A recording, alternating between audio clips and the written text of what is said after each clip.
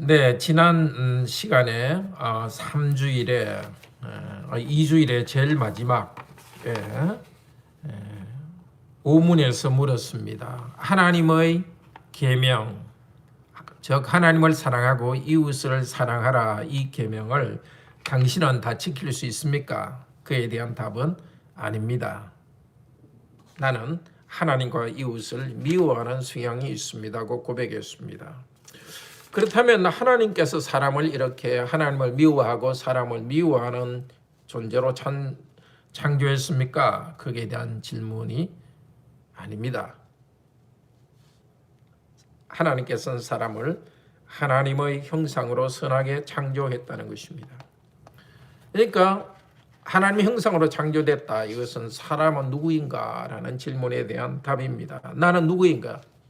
오문에서는 나는 죄인이라고 대답하였습니다. 다시 나는 누구인가? 나는 하나님의 형상입니다. 나는 하나님의 형상으로서의 고귀함이 있습니다. 그러나 타락해서 죄인으로 되었습니다.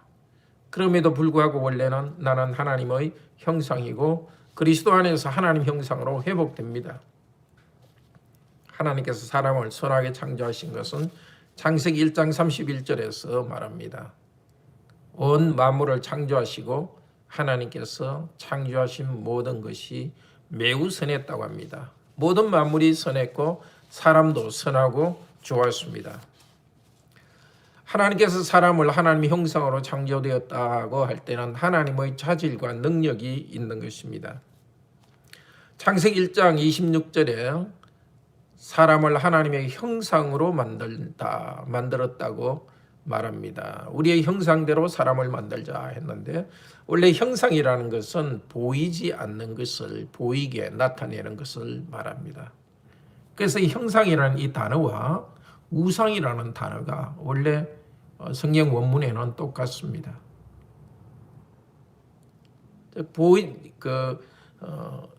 믿지 않는 자들, 우상 숭배자들은 자기들이 신이라고 생각하는 것을 나무나 돌로서 눈에 보이게 나타냅니다.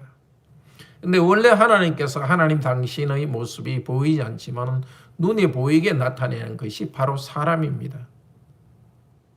굳이 이렇게 표현하자면 사람 자신이 우상이다. 사람 자신이 하나님을 나타내는 존재라고 할 수 있습니다.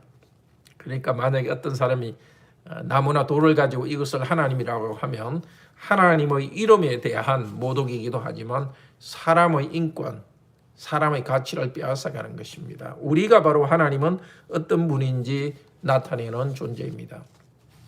그런데 하나님의 형상이기 때문에 하나님의 좋은 것들이 우리 안에 스며들어 있습니다. 우리는 지금 타락된 하나님의 형상만 보기 때문에 사람만 관찰해 가지고는 진짜 사람이 어떻게 하나님의 형상인지 다 알 수 없습니다. 골로새서 1장 15절에서는 하나님의 형상인 예수 그리스도를 말합니다. 예수 그리스도를 통해서 하나님의 형상이 어떤 상태인지를 알 수 있습니다. 또 그리스도 안에서 우리가 새롭게 된 이 모습을 통해서 원래 하나님께서 창조하신 하나님의 형상, 즉 하나님의 형상이 무엇인지 알 수 있습니다. 에베소서 4장 24절은 이렇게 말합니다. 하나님을 따라 의와 진리의 거룩함으로 지으심을 받은 새 사람을 입어라. 새 사람, 그것이 사람이죠. 사람의 원래 모습은 참된 의와 거룩함이 있습니다. 하나님에 속한 거룩함, 의로움이 있도록 하나님의 형상으로 창조했습니다. 또 골로새서 3장 10절에서는 자기를 창조하신 형상을 따라 지식에까지 새롭게 되었다. 하나님께서 우리를 창조하신 자로서 우리는 참된 지식을 가진 존재로 지적인 능력, 동물과는 다른 지적인 능력을 가지고 있고 도덕적으로 의와 또 하나님과 관계 속에서 거룩하게 살도록 했습니다.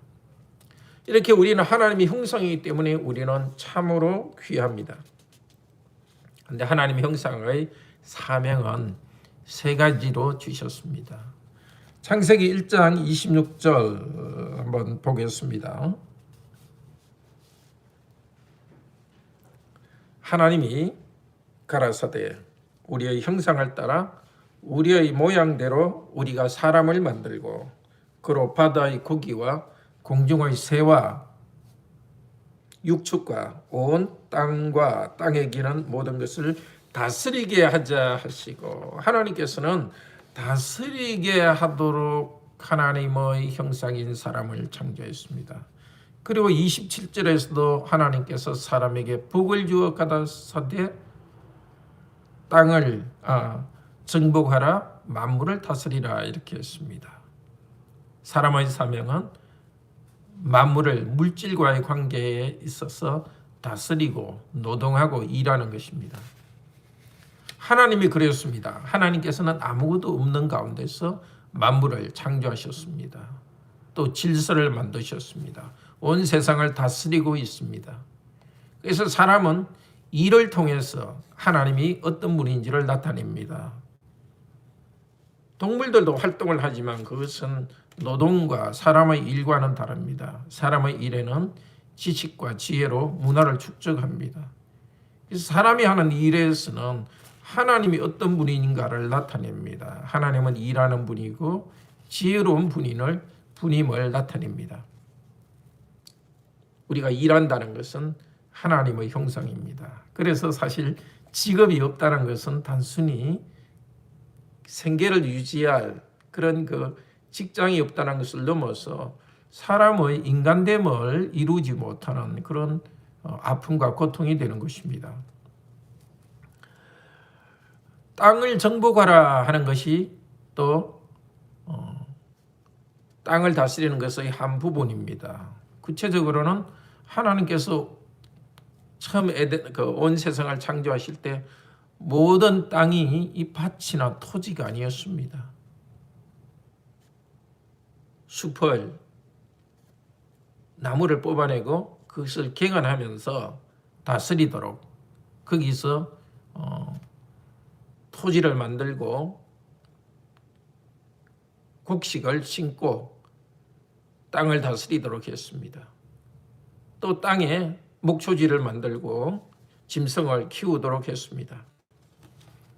우리가 일하는 것, 공부하는 것, 모든 것들에 대해서 참으로 감사하도록 합시다. 내가 하나님의 형상이기 때문에 이 일을 한다. 또 일을 할 때도 우리는 다스리는 자로서 일을 해야 됩니다. 일하는 것에 일의 흐름에 정복되고 일의 흐름에 눌려서는 안 됩니다. 하나님의 형상으로서 다스리는 자로서 창조성을 가지고 우리가 일을 지배해야지 일에 그냥 끌려가서는 안 됩니다. 하나님께서는 우리가 땅을 다스리고 정복하는 일을 하도록 하기 위해서 여러 가지 자질을 주셨습니다.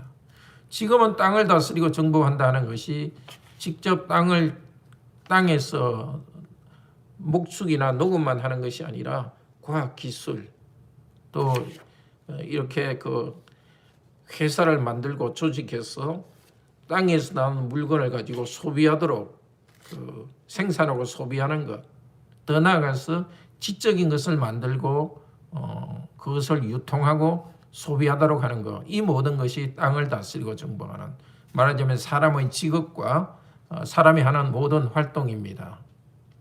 그런데 그렇게 하도록 하기 위해서 필요한 자질과 능력을 주셨습니다. 육체적 힘과 사회적 관계, 경제적인 것, 지식과 의, 거룩, 이 모든 것을 주셨습니다. 우리가 가진 것을 가지고 우리는 일을 하고 생산적인 것을 해야 될 사명이 있습니다. 그런데 때로는 게으른 것이 우리의 문제가 됩니다. 또 다른 문제는 무조건 자기의 능력만 개발하고 학벌만 개발하려고 하는 거, 그건 하나님의 형상답지 않습니다. 구체적으로 내가 일을 할 수 있도록 필요한 공부를 해야 되는 것입니다. 또 무조건 높은 자리에 올라가려는 야망만 가지고 있고 그것만 추구하는 것도 옳지 않습니다. 적절하게 내가 할 수 있는 일을 하고 있는 것이 하나님의 형상입니다. 또 내가 일을 잘하고 좋은 직업을 가지게 된 것도 남에 대해서 남을 멸시하거나 교만해서는 안 됩니다. 그냥 단순히 내가 하나님의 형상으로서 내가 할 일을 이루는 것입니다. 하나님의 형상의 사명 두 번째는 공동체로서 생육하고 번성하는 겁니다. 특별히 가정과 교회입니다. 땅을 다스리고 정복하는 것을 요즘으로 치면 일단 직장생활, 직업생활이라고 할 수 있죠. 그런데 또 다른 것은 하나님께 주신 사명은 창세기 1장 27절에 공동체로서 생육하고 번성하는 것입니다. 창세기 1장 27절은 이렇게 말합니다. 하나님이 자기 형상 곧 하나님의 형상대로 사람을 창조하시되 남자와 여자를 창조하시고, 이 구절은 원문대로 번역하면 이렇습니다. 하나님께서 사람을 자기 형상으로 창조하셨는데 그분의 형상으로 그를 창조하시고 남자와 여자로 그들을 창조하셨다. 하나님의 형상이라는 말을 두 번이나 씁니다. 그런데 하나님이 창조한 그 인간을 뭐라고 이야기하느냐 하면은 첫째는 사람이라고, 두 번째는 그라 하고, 세 번째는 그들이라고 합니다. 그래서 사람은 그 혼자로서 사람이고 또 혼자로서 하나님의 형상입니다. 그 다음에 또 그들로서 또 사람이고 하나님의 형상입니다. 우리는 사람이라 할 때 하나님의 형상으로라고 할 때 대개 하나의 개인만 생각합니다. 맞습니다. 한 개인도 하나님의 형상이고 사람입니다. 그런데 성경에서 사람이라고 할 때, 하나님 형상으로 할 때는 공동체적인 차원도 사람이고 하나님의 형상입니다. 그러니까 사람이고 그 다음에 공동체가 되는 것이 아니라 사람이라는 것은 공동체로 있을 때 사람입니다. 그것은 하나님 그분이 공동체로 계시기 때문입니다. 이미 창세기 1장에서부터 하나님은 공동체로 계신 하나님으로 나타납니다. 창세기 1장 2절에 여호와의 신이 수면 위에 운행하신다. 성령님이 거기 계셨습니다. 그리고 우리의 형상대로 우리가 사람을 만들고 하나님께서 우리라고 말합니다. 그러니까 성부, 성자, 성령님이 개별적인 신격으로서 인격이 있듯이 계시지만 동시에 또 뗄 수는 하나의 한 분으로서 계십니다. 하나님이 한 하나님으로서 삼위로 공동체로서 계시기 때문에 하나님이 창조하신 사람도 개인으로서 있지만 공동체로서 있게 하셨습니다. 그래서 하나님께서 사람을 처음 창조할 때부터 남자와 여자는 공동체를 창조하셨습니다. 그래서 가장 기초적인 하나님의 공동체, 하나님의 공동체로서의 하나님의 형상을 나타내는 것이 바로 가정입니다. 부부가 하나의 공동체로서 그 공동체됨으로써 가정이 바로 하나님의 형상입니다. 그리고 그 공동체에 사명을 주셨습니다. 생육하고 번성하라. 생육이라는 것은 자란다는 뜻입니다. 번성이라는 것은 자녀를 낳는다는 것입니다. 자, 한 가정에 아이가 태어나면 그 아이는 자랍니다. 자란 다음에 또 다른 아이를 낳습니다. 그게 이제 번성이라 합니다. 하나의 인류로서는 인류가 이렇게 쭉 건강하고 인류가 제대로 먹고 생활하는데 그 결과로서 번성하는 인구가 많아집니다. 하나님께서는 그 복을 주셨습니다. 에덴 동산에 아담과 하와를 창조하시고는 너희는 여기 에덴 동산에 아담과 하와야 여기 있으라 말씀하신 게 아니고 생육하고 번성해서 많은 자녀를 두어서 온 땅 지구에 가득하라고 이야기했습니다. 비록 사람이 범죄했지만 온 지구를 가득 차게 하는 일은 하나님께서 하게 하셨습니다. 그런데 우리는 흔히 하나님께서 우리에게 주신 사람의 사명을 문화적 사명이라고만 합니다. 근데 문화적 사명이라고 할 때는 주로 노동, 직업의 사명을 말합니다. 학문을 발전시키고 또 농업을 발전시키고 기술을 발전시키는 것, 그것에 대해서 하나님께서 주신 명령이고 문화적 사명이라고 합니다. 하나님 주신 사명을 거기에 국한하는 경향이 있습니다. 그러나 더 중요한 것은 생육과 번성하여 땅에 충만하는 공동체로서 번성하는 일입니다. 아무리 많이 경제가 발전하고 문화가 발전해도 그 방향이 그냥 한 개인만 살찌우는 것이라면 하나님이 원하시는 것은 아닙니다. 또 한 사람이 직장생활, 직업생활을 통해서 많이 돈을 벌고 즐기는 것, 그것이 목적은 아닙니다. 아니면 정말 순수하게 창조적으로 뭔가 일을 한다고 해도 그것으로 끝난다면 사명이 다 이루어지는 것은 아닙니다. 사람이 땅을 다스리고 정복하는 문화적 사명, 노동의 사명은 생명을 번성하는 이 사명을 이루는 일과 연결될 때에 참으로 가치가 있습니다. 구체적으로는 직장 생활을 잘 하는 것도 하나님 주신 사명이지만 그것을 통해서 가정을 세울 때에 참된 사명을 이룬다 할 수 있습니다. 우선순위를 굳이 말한다면 가정을 세우는 일이 더 우선입니다.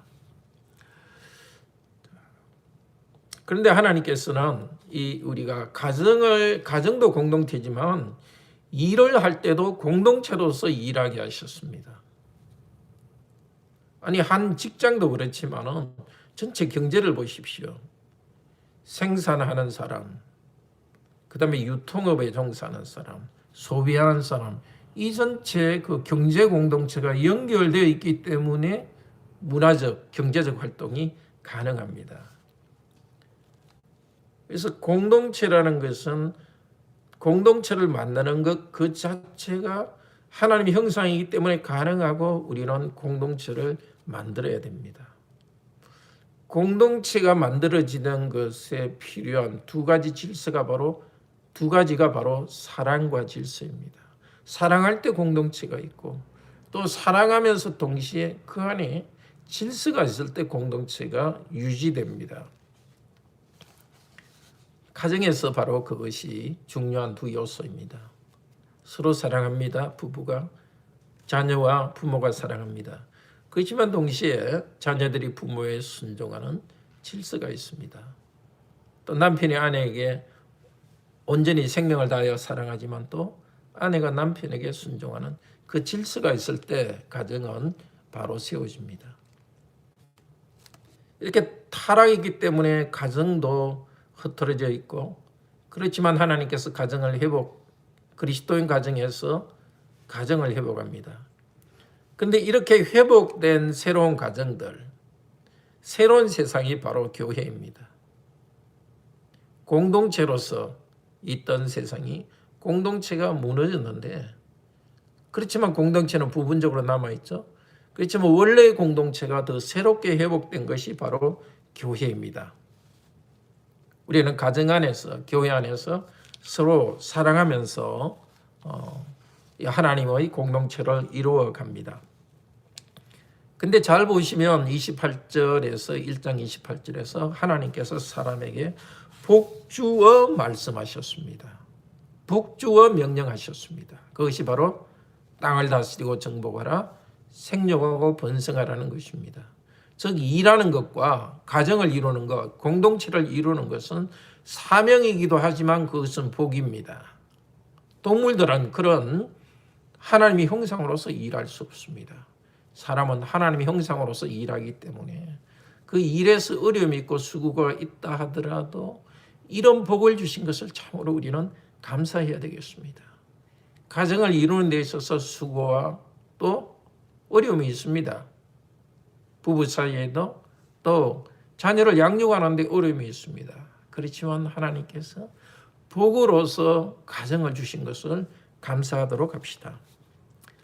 하나님의 형상됨의 사명, 첫째는 자연을 향하여서 노동하는 것이고 사람끼리 공동체를 이루는 것입니다. 사명의 세 번째는 하나님 그분과 관계된 것입니다. 물론 우리가 땅을 다스리고 정복하는 것, 또 공동체를 이루는 것, 둘 다 하나님의 모습을 이루어가는 것입니다. 그렇지만 더 하나님의 형상으로서 가장 분명히 드러나는 사명은 바로 하나님께 경배하고 찬양하는 것입니다. 하나님 그분과의 관계를 바로 유지하는 것입니다. 오늘 요리문답 그 6문에는 그 사람의 형상으로서의 사람이 하나님과의 관계에서 해야 될 사명을 이렇게 말합니다. 자신의 창조주 하나님을 바르게 알고, 첫 번째 하나님을 아는 겁니다. 지금 우리는 성경을 통해서 하나님을 알죠. 두 번째는 마음으로 사랑하며 알 뿐 아니라 하나님을 사랑합니다. 세 번째, 하나님을 사랑하기 때문에 우리는 우리의 삶이 영원한 복락 가운데서 그분과 함께 삽니다. 하나님 알고 사랑할 때 우리가 복을 누립니다. 안정감, 관계에서 오는 친교의 즐거움, 그리고 마지막으로 그리하여 그분께 찬양과 영광을 돌리기 위함입니다. 궁극적인 목적은 하나님을 찬양하고 영광을 돌리는 것입니다.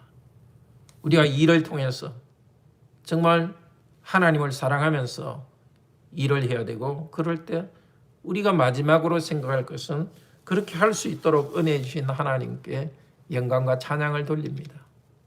우리가 하나님께서 주신 은혜로 가정을 잘 세우고 공동체를 이룰 때 우리는 하나님께 찬양과 영광을 돌립니다. 심지어 우리가 하나님을 잘 알고 말씀을 통해 하나님을 잘 알고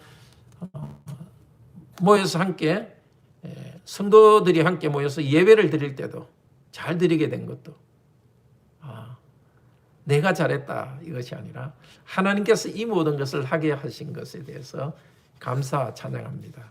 하나님을 사랑하게 된 것도, 내가 일을 잘하게 된 것도, 가정을 세우게 된 것도 내 자신에게 칭찬을 돌리는 것이 아닙니다. 고린도전서 1장 31절에서는 말합니다. 자랑하는 자는 주 안에서 자랑하라. 무엇이든지 우리가 하나님 형상으로서 잘하게 된 것은 하나님을 자랑하도록 합시다. 우리가 하나님께 영광을 돌리고 하나님을 사랑하기 때문에 공동체도 바로 세울 수 있습니다. 가정도 바로 세우고 교회도 바로 세울 수 있습니다. 하나님을 사랑하고 또 하나님께 영광을 돌리기 때문에 일도 잘할 수 있습니다. 어려운 일도 참을 수 있고 하나님이 나를 사랑하는 것을 생각하면서 땀 흘려 성실하게 일합니다. 신실하게 일합니다. 자, 하나님을 사랑하기 때문에 공동체 속에서도 우리는 남과 비교하면서 시기하거나 질투하지 않습니다. 하나님의 관계 속에서 일하기 때문입니다. 고린도전서 4장 7절은 이렇게 말합니다. 네가 가진 것 중에서 받지 않는 것이 있느냐. 고린도전서 4장 7절입니다. 남보다 더 잘할 수 있도록 은혜 주신 것에 대해서 우리는 자랑하지 않습니다. 이렇게 하나님께서는 우리를 하나님의 형상으로서 일하고 공동체를 세우고 하나님을 경배하게 했는데 왜 사람이 타락했는가? 죄인이 됐는가? 그것은 첫사람 아담의 타락과 불순종 때문에 우리는 전적으로 부패하게 되었습니다. 왜 그렇게 됐는지 우리는 사실 다 알 수 없습니다. 성경에서 그렇게 말하니까 알 수 있습니다. 이렇게 비교할 수 있을 것입니다. 원래는 아무 병도 없는 사람이 담배를 피우거나 정말 계속 피우거나 과음을 하고 그럼으로써 뭔가 암이 생겨가지고 건강이 완전 흐트러져 버렸습니다. 문제가 생겨서 죽게 되었습니다. 그러면서 그 존재 자체가 이제 완전히 망가져가지고 후손도 똑같이 그렇게 유전되는 것과 똑같습니다. 아담의 타락과 그 죄, 하나님을 배반한 그 죄로 그 인격 자체가 완전히 비뚤어져 버렸고 그 상태에서 유전이 됩니다. 그런데 그 뒤에는 아무리 사람이 좋은 일을 하여도 전적으로 부패해 있습니다. 예를 들면 바벨탑 사건을 보십시오. 건축을 아주 잘하는 기술이 있지만은 하나님의 영광이 아니라 자기 영광을 나타내기 때문에 방향이 잘못돼서 부패해 있습니다. 또 한 부분에서 잘하는 사람도 다른 부분에서는 잘 못합니다. 예. 소비 생활에서 정말 하나님께 영광되게 절제하면서 또 나누는 소비 생활을 하면서도 또 다른 사람과의 관계 속에서는 또 시기 질투하는 그런 잘못이 한 사람에게 있습니다. 그러니까 우리의 모든 활동은 원래 하나님께서 아담을 창조하실 때 그런 모습에 비해서 많이 망가져 있습니다. 부패해져 있습니다. 예수 그리스도를 보면 알 수 있습니다. 사람으로서의 예수 그리스도가 가진 그런 완전함에 비교해 볼 때 사람은 전적으로 부패해 있습니다. 시편 51편 5절은 이렇게 말합니다. 내가 죄악 중에 출생하였으며 모친이 죄 중에 나를 잉태하였도다. 우리가 어머니 뱃속에서 임신되는 순간 그때 이미 우리는 부패한 상태에 도덕적으로 영적으로 부패하고 죄인으로 이렇게 임신되고 있습니다. 부모님 자신이 또 죄인이고 우리는 전적으로 부패한 상태, 죄인인 상태에서 이 세상에 옵니다. 그래서 팔문은 말합니다. 성령으로 거듭나지 않는 한 우리는 선을 조금도 행할 수 없습니다. 오직 성령님을 통해서, 즉 예수 그리스도의 보혈 공로로 성령님을 통해서 거듭나야 됩니다. 요한복음 3장 3절 5절은 말합니다. 사람이 물과 성령으로 거듭나지 아니하면 하나님 나라에 들어갈 수 없느니라. 고린도후서 4장 6절 하나님께서 예수 그리스도의 얼굴 위에 있는 하나님의 영광을 아는 빛을 우리에게 비추셨느니라.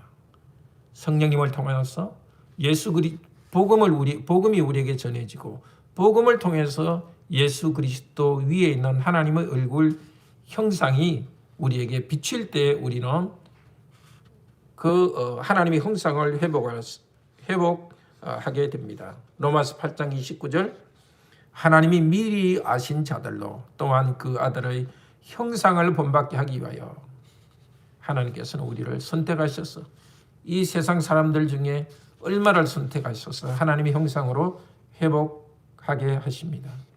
우리가 하나님의 형상으로 회복할 때 참된 다스림을 회복합니다. 시편 8편에서는 이와 우리 주여 주의 이름이 온 땅에 어찌 그리 아름다운지요 하고 하나님을 찬양합니다.